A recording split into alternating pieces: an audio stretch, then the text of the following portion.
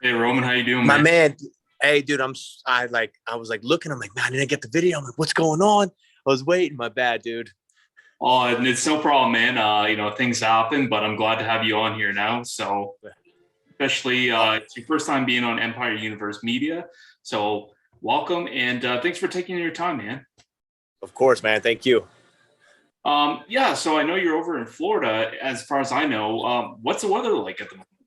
It is sunny with a nice breeze. I'm here at it's called the Science Gym Mhm. in Boca Raton right now, doing some recovery sessions. I got my man Bo, and we're just getting some work in. I got the hook up here, so we decided to come over here and get some recovery sessions in. A little cryotherapy. I got the leg sleeves on right now, and just hard day of wrestling and recovering before drilling. Uh, Excellent. I mean, I only can imagine it's nicer over there than it is over here. So, Yeah, yeah. are you like though, or is it just taking care of yourself? Like, what's going on there? Oh no, just it's part of the sport, the wear and tear. Maintenance. Yeah, you got to take care of yourself. If you don't, you're going to break yourself down too much to where you can't recover at all. So, just trying to stay on with the maintenance stuff, especially being at ATT, you got a bunch of killers in there. So, and all our, as far as like competition training in the morning, where you're getting after it. So, on a day-to-day basis, if you're doing that and not recovering, man, you're just breaking yourself down. I had actually had that happen, you live and you learn, but I've had that happen in my last couple fights where I haven't gone into a fight 100%. My last fight, people don't know, but I went to that fight with a fractured right hand. If you watch the fight, I didn't throw one right hand. And the fight before that, banged up knees. You got this, hurt shoulders, blah, blah, blah. So you're never at 100%. You're always kind of coming in with something if you're training properly. But my cousin always like to say that if you're 100%, it means you didn't train hard enough. But right now, just doing some recovery and just getting ready, staying ready. Not even getting ready, just staying ready, making sure everything's going smooth, ready for the fight. I do want to ask you something, but before I get to that, when you're injured in a fight, you say talking about your hand, your right hand. How does one fighter kind of hide the fact so his opponent does not know that? I mean, I guess with like social media, you got guys who want to put all their business out there to the world. I'm not really big into that, Yeah, and also I don't really look for like any kind of like excuses or ways out. But it's just a good poker face. Honestly, going in there with a good poker face. Somebody, if you got a hurt leg and somebody kicks your leg, just be able to keep it composed in your face. A lot of times you can read people. I think that's the one thing about fighting is you can't really fake it. If you're hurt, it really stands out. So having a good poker face. If you're tired, if you're hurt, whatever, just not being able to show it. No doubt, no doubt. But yeah, so I just want to kind of start off here, kind of talking about a little bit about you and the roots of your career and how everything kind of started. You being your first time, me letting me interview you here. Yeah. So what, like, you've only been pro since really 2019. Mm-hmm. Like what, like, and you've only had 6 fights, but you've come so far. So what is it that influenced you to get into MMA in the first place? Well, I will say, I mean, I always had a love for it. I remember the first time I actually ever watched MMA was Andre Arlovski versus Tim Silva for the UFC heavyweight belt back like early 2000 or something like that. And I remember when I seen that I was hooked because I was always into boxing. Boxing was my first like passion as far as like martial arts. So I always loved boxing, and then I seen UFC and I got into that. And growing up in Key West, there was never really an outlet for it. So I actually started at a PAL gym, police athletic gym, where under a guy, Ricky Jackson, from Key West. So I started with boxing, and then went in. I did a little wrestling in high school, and was back and forth. I bounced around in high school, and then my actual like first MMA gym was in Tallahassee when I went to school up there at Train Fight Win, and started my amateur career there, and really like found a passion for it. And was like, dude, I want to do this. I want to do this, as a job. I didn't want to make it a hobby, so moved back down south.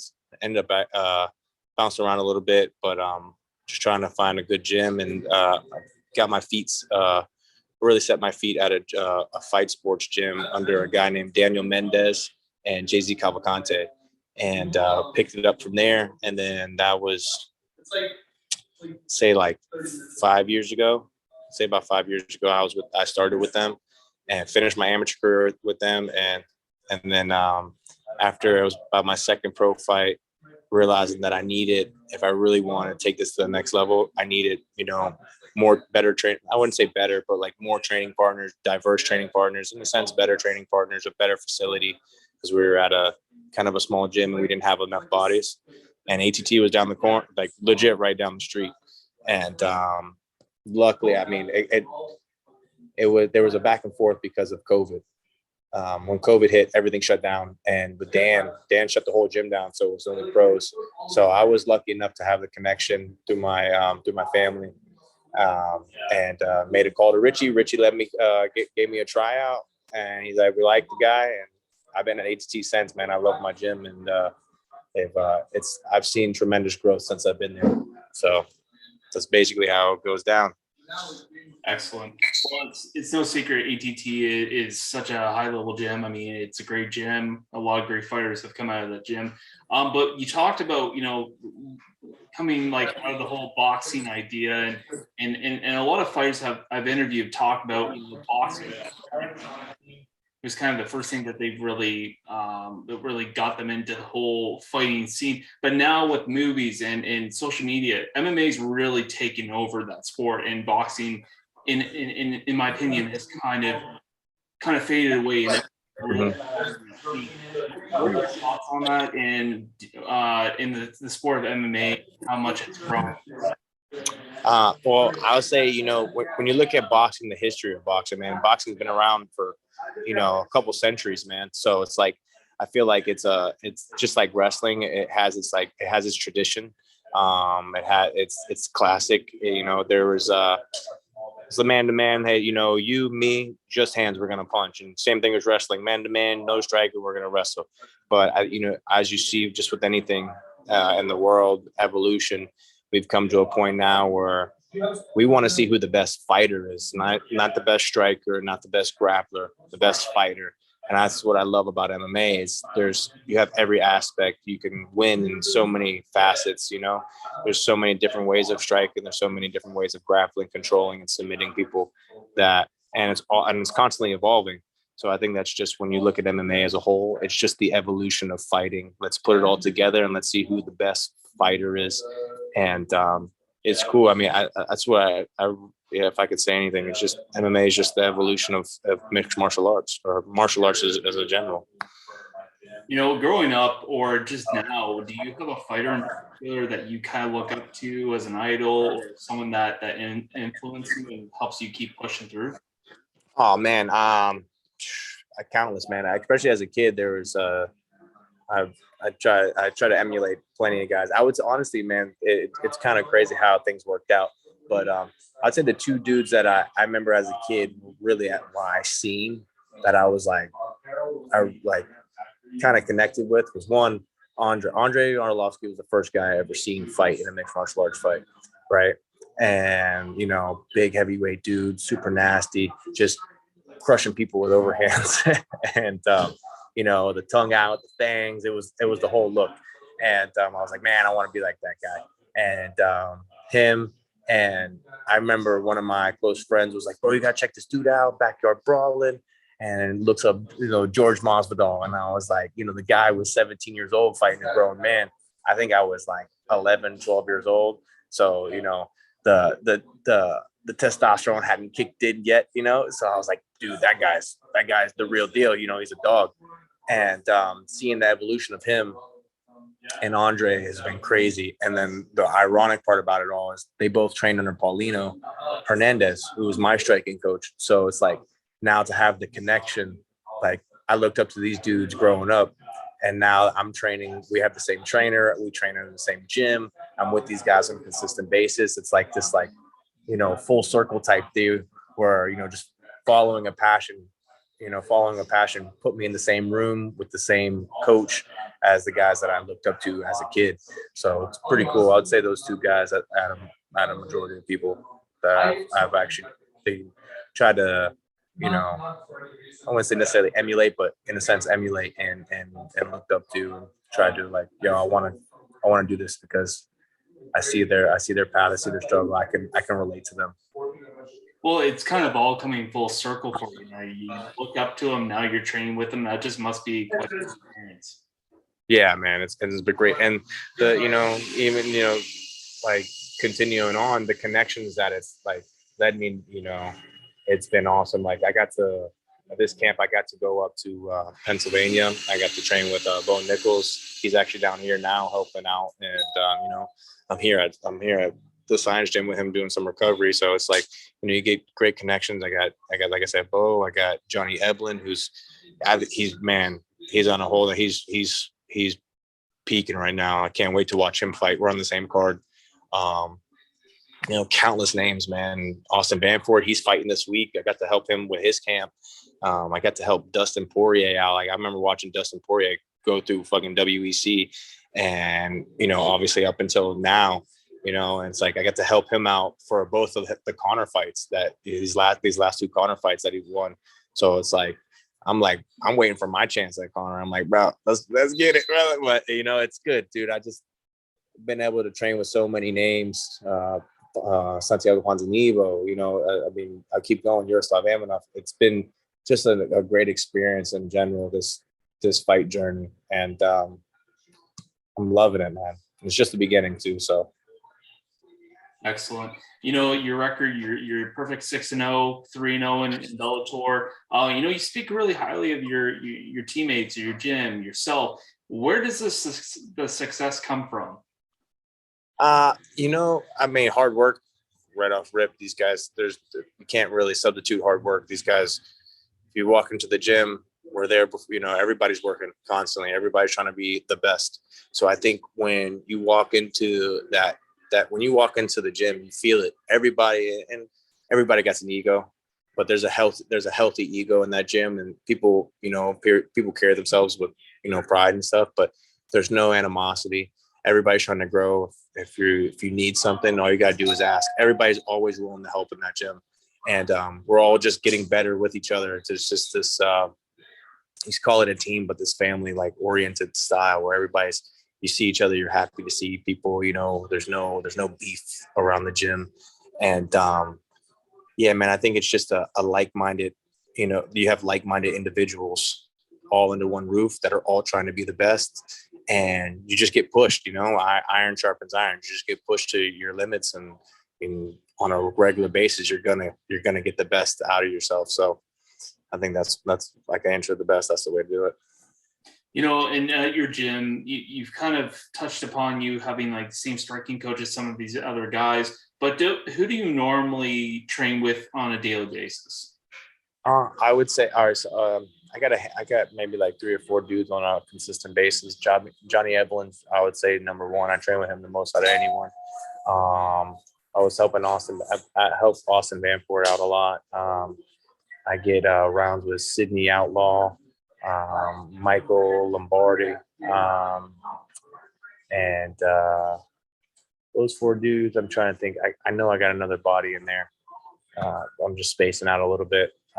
But lately, these past couple of weeks, I've been working with the Russians a little bit. Magomedov, this dude Raymond, super nasty Sambo champion. Again, here recently, I've been able to get a lot of work in with Bo Nichols. Went up to Penn State with them, and he's down here, so I've been getting more work in with him. Yeah, those are my bodies right now. I got a lot of good, bigger bodies too. It's good. They're all 85ers. I got a pretty good size frame for the weight class for 70. So I like the push.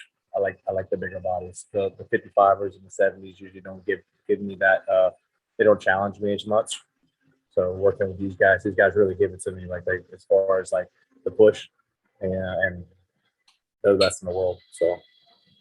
Do you feel it would benefit fighters if they trained more with guys, or either they're maybe bigger than them or just as big? Because a lot of fighters will tend to go down weight classes. They're the bigger man, but the problem is they fight someone, they go up a class, they fight someone bigger, and they don't they're not used to the same kind of power, the same kind of weight. What are your thoughts on that? I think I think you need both. I think you need to. So what's good about working with guys who are lighter than you, they're going to be faster, have probably more agility. They're going to have, probably be a little more athletic than you in certain cases. They probably won't be as strong, but it'll make you fight differently. You have to be more, fast twitch, quicker reflexes. And at the same time, working with bigger guys, you're going to have much more output, it's like weights, best way I can compare it is weights. When you're under lightweight, you're going to do more reps. When you're under heavy weights, you're going to be pushing a lot harder, exerting more max effort. So I like the balance. But lately I've been doing a lot more rounds with bigger dudes, and the heavier weighted guys, middle weights predominantly. And I've seen great train, like as far as when I go with lighter dudes, bro, I'm going through them, especially the 70s. When I go through the 70s, I'm so much more stronger, and I'm able to finish positions, and my distance control, everything is so much better. So I like, as far as bodies and stuff, I like going with the bigger guys majority of the time, and then working with the lighter guys when, in a sense, I'm tired and I don't necessarily have as much to put out, so I have to be faster and more agile. Excellent. Now let's talk about Bellator 276. This is going to be your fight under the promotion. Have you fought out your contract yet, or have you signed a new contract? I understand Bellator doesn't always give out huge contracts. So I actually just re-signed with them for another 4 fights, because I had basically a multi-fight contract with them starting off. Fought 3 fights. We renegotiated for another 4 fights, so I'll be with them for another 4 fights guaranteed. And as far as fighting in St. Louis, I've never fought in St. Louis. Super excited to go out there.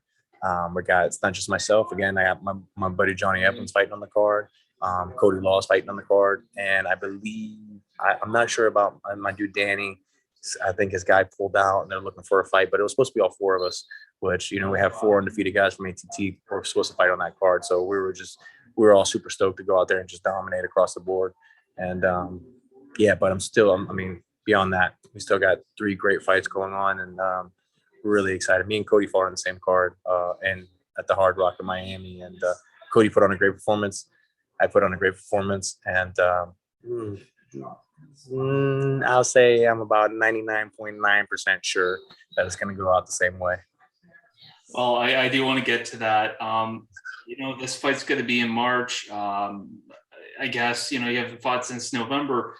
And I assume that you probably came out of that fight unscathed.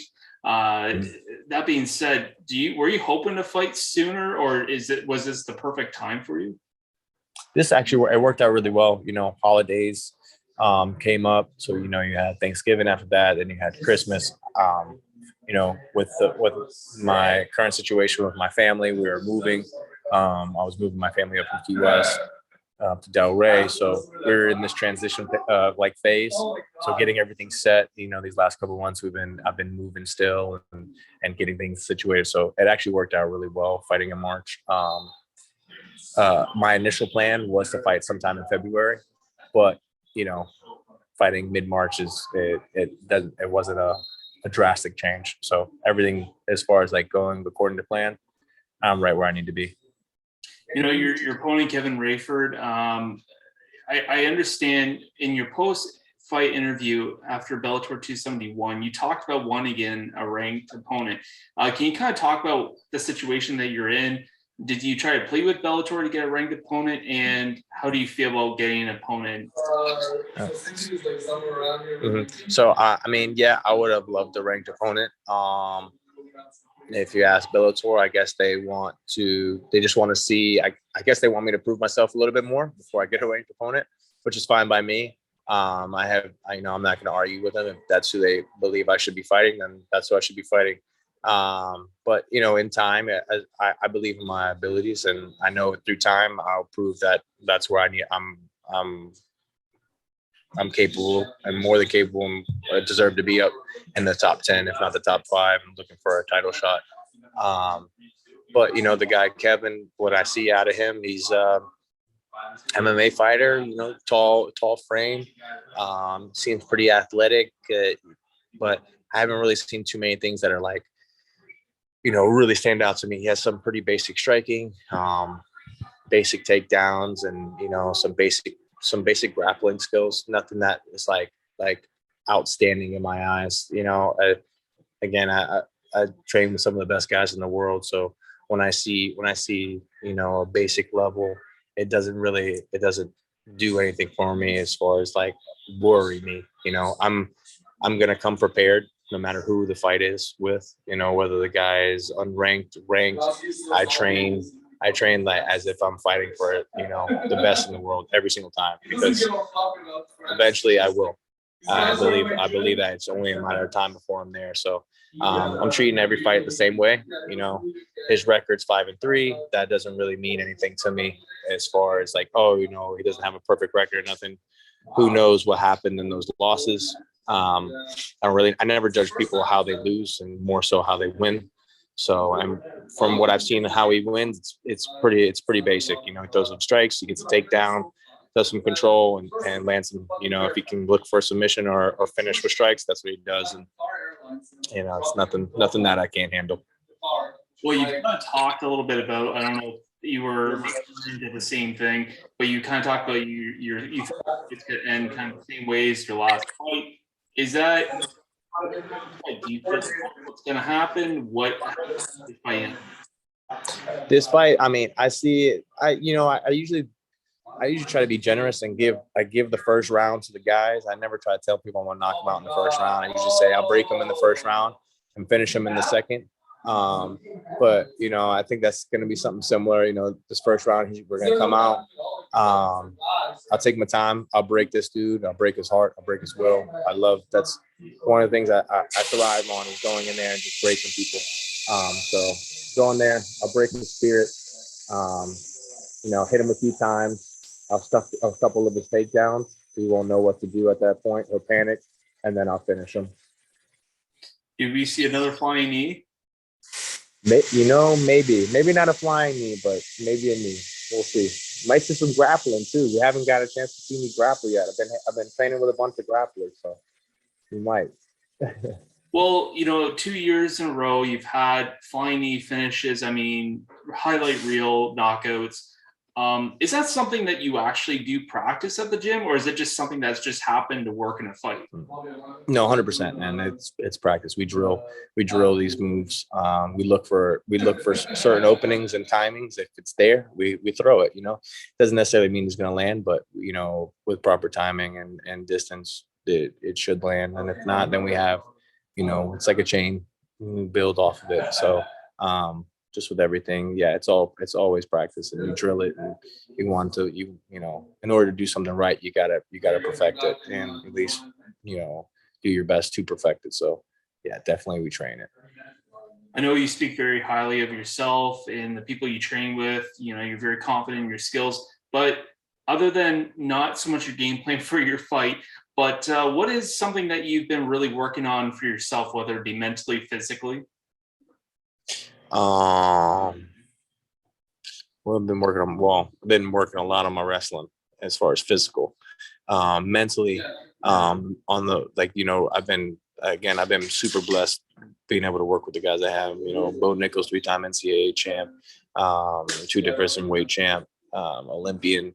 I got Austin Vanford, great wrestler. Johnny Eplin, great wrestler. Countless dudes in the gym. I have a lot of good work as far as partners.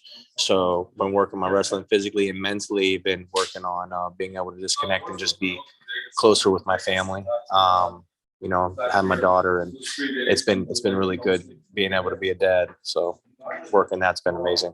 I just want to ask, how's your family doing? I know you've had some setbacks. I know you've had to pull out. You run the Instagram healthy. Everyone do. Well, I kind of lost you there, but family's doing great.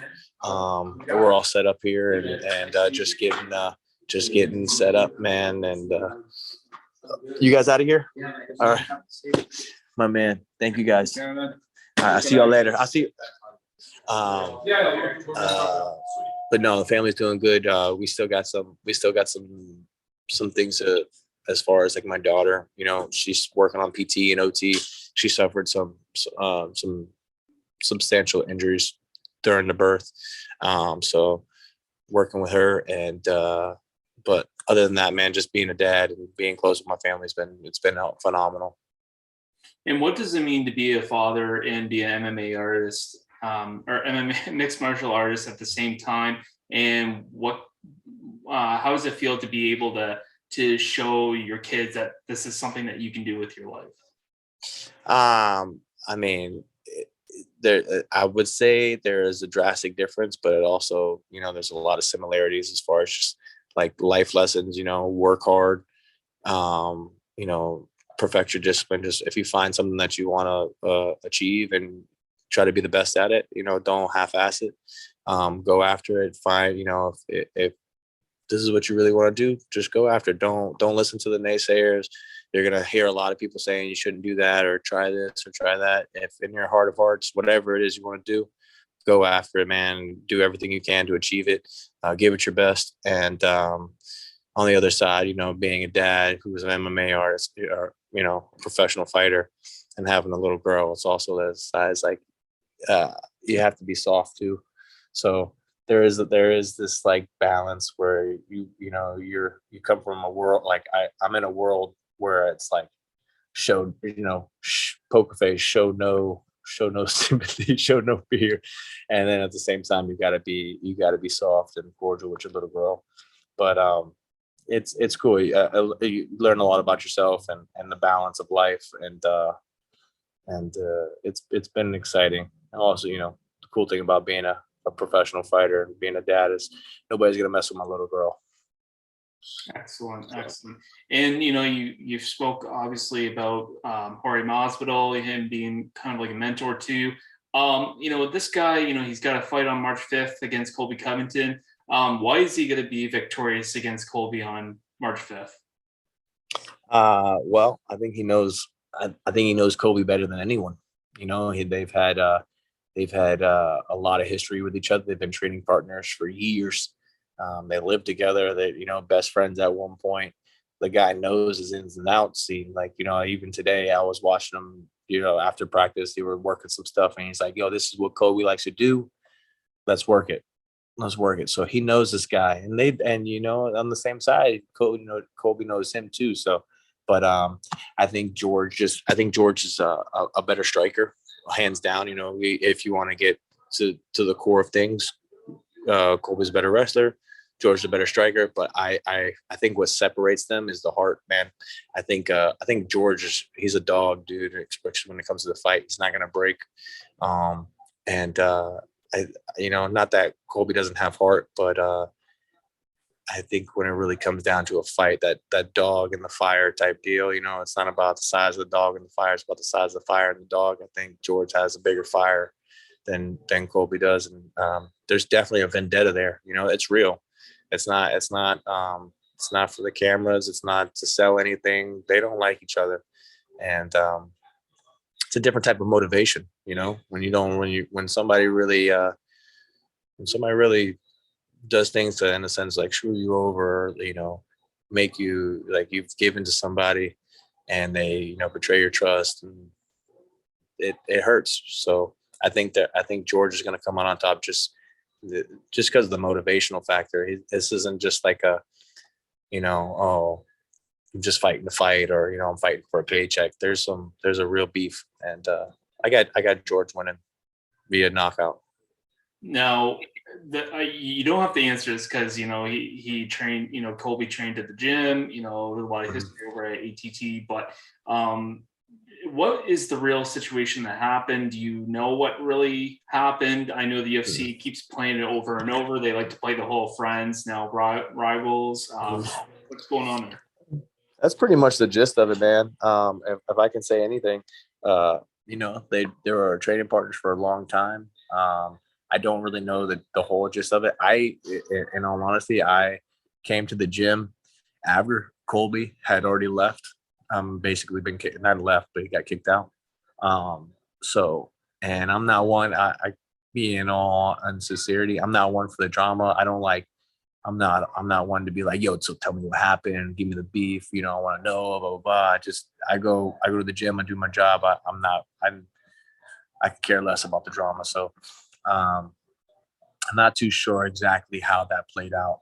I just know that if I can give you a general overview, there was a lot of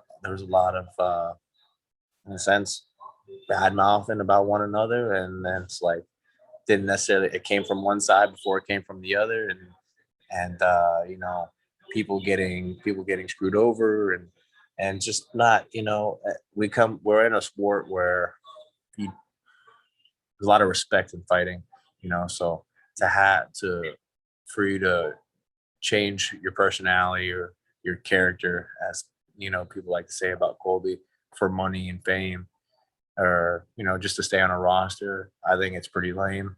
But I think that's one thing that makes George different, and especially it to stand out is the fact that he's genuine to himself. George is George. When you meet Colby, Colby isn't the guy who isn't the same guy in an interview as he is in person. So there's something about being genuine there that I think it shows a lot, and I think that's it's just stands out. It shows the guy what really matters to him. I don't think he's a real. He's a great fighter, but I don't think he has that. I don't think he has that true fight in him. I think if there was no fans, no money on the line, it's just me and you in an alley, he's gonna run. He's gonna take off. He's fight or flight. He's flying. Where I think and on the flip side, it's just you and George in an alley. George is gonna square up with you, straight up. It's not about the money. It's not about the fame. And I think that's where you see the difference in personality. Excellent. Back to you here though. Just lastly, what does 2022 have in store for Roman? Four W's, 4 knockouts. Me and in 2022, 10-0 in the top 10 of Bellator, looking to make a real statement in 2023 as far as title contention. Excellent. Well, Roman, I don't want to take any much more of your time here. I know that you have some things going on there. So I appreciate again for you taking your time. Good luck at Bellator 276, and we'll talk again soon. My man, thank you so much. Take care.